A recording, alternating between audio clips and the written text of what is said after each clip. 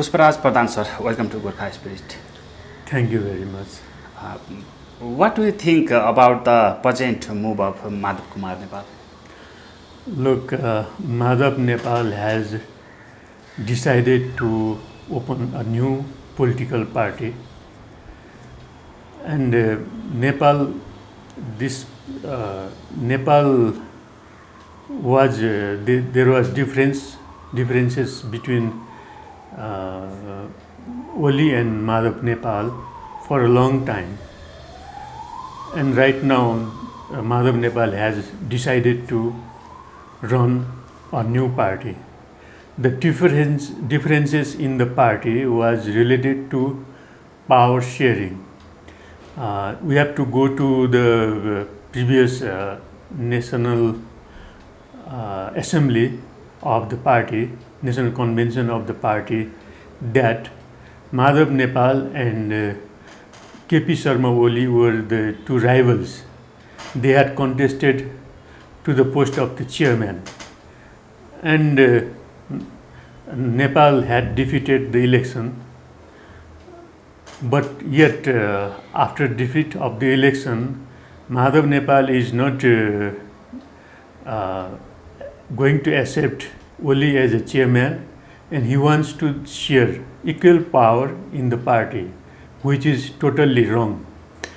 Before, Madhav Nepal had run the party, headed the party for 15 years, more than 1 decade, but he did nothing special for the party. And when Oli defeated him, then again he is trying to capture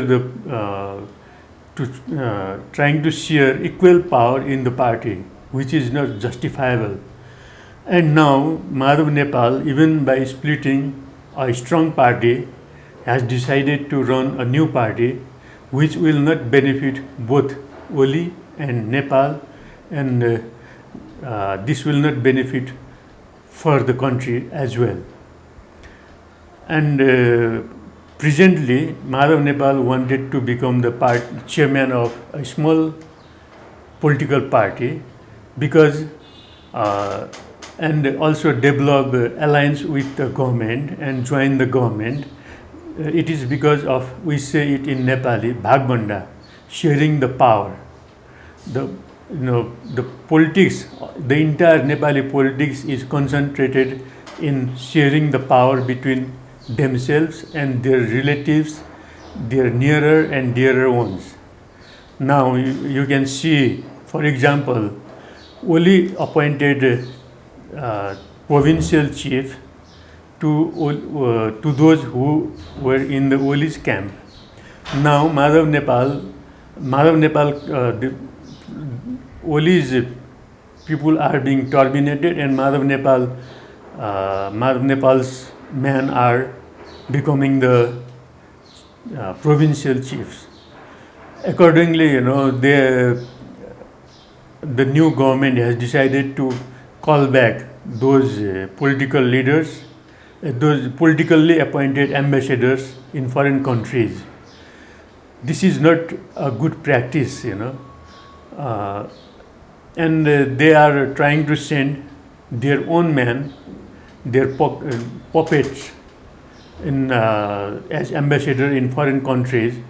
The ambassador post is the representation of Nepal in the foreign countries.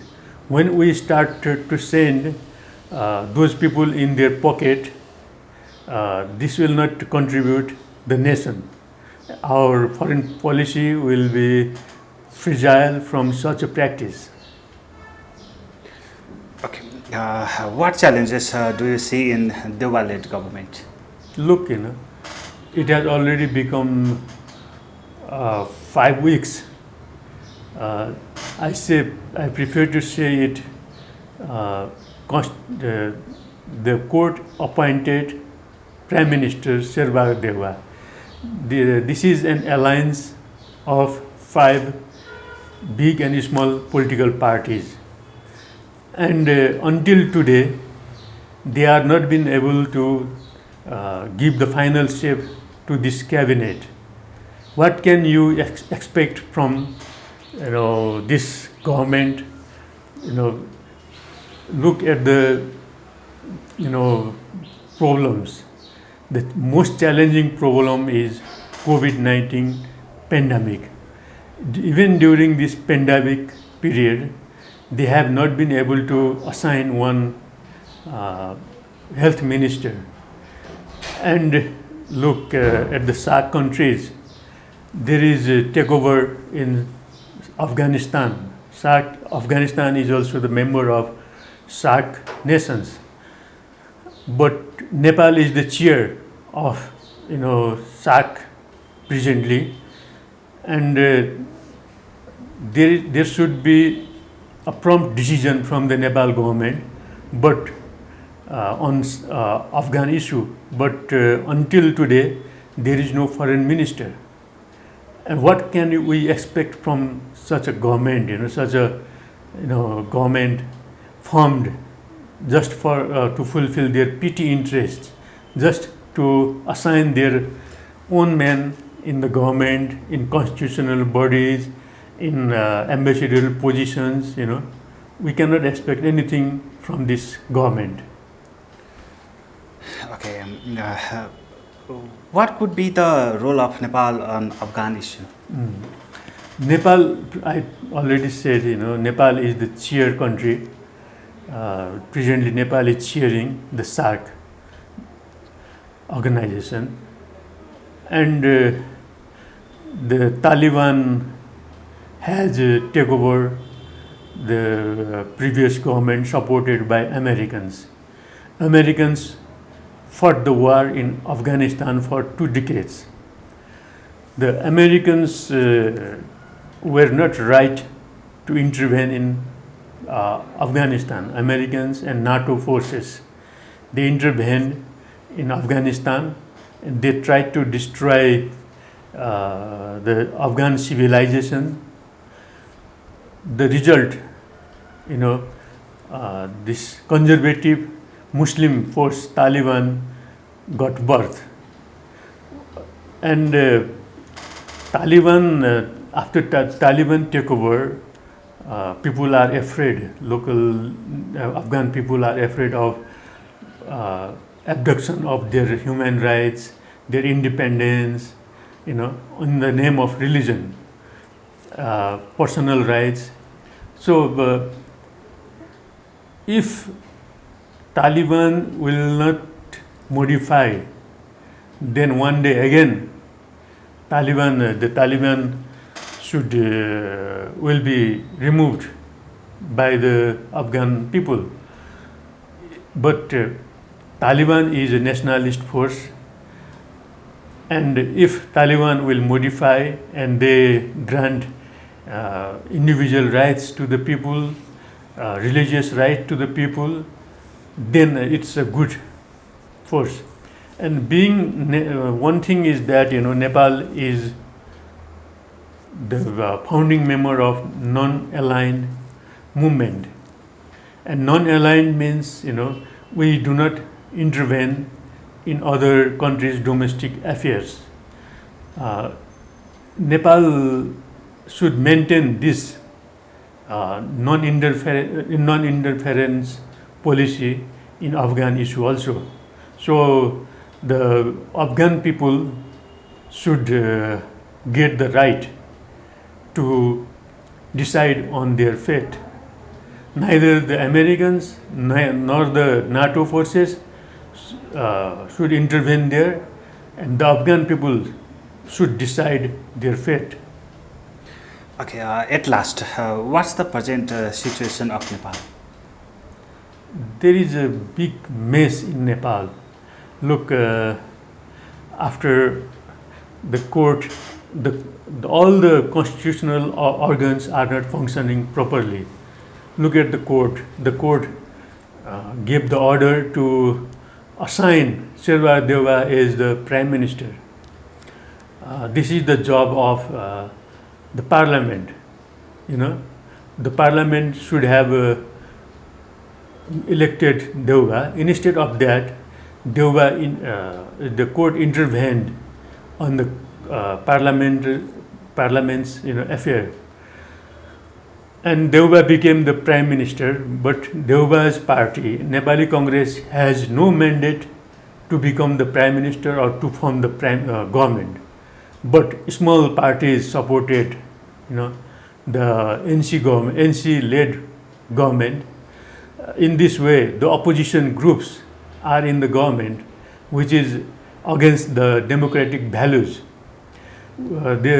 As I said, there was no mandate for the Nepali Congress to run the government.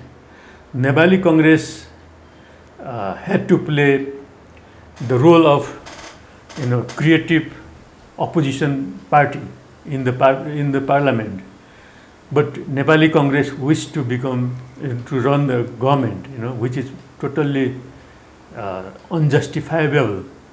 And when those 5 groups are in the government, they are discussing on, they are from different political parties. Like NC is a democratic party, and there is hard communist Maoist center. There is one faction of UML, communist, and communists are dominating the democratic force in the government. And now they are fighting for appointing their own men, their men as ministers. So, but the constitutional limitation is that they cannot add more than 25 cabinet members. So this has become big hurdles, And KP Oli, the outgoing prime minister, started to run the government through ordinances. One after another ordinances were issued. And now again, Deuba has also started the same practice. Now Deuba recommended to issue this political party splitting, the law, amendment of constitution by splitting, as per the constitution, it is written in the constitution that the political parties should obtain 40% of either central committee members or the MPs. Otherwise, they cannot split the party. But now Deuba has reduced the ceiling. Only if you have 20% of central committee member or 20% of MPs, you can split the party.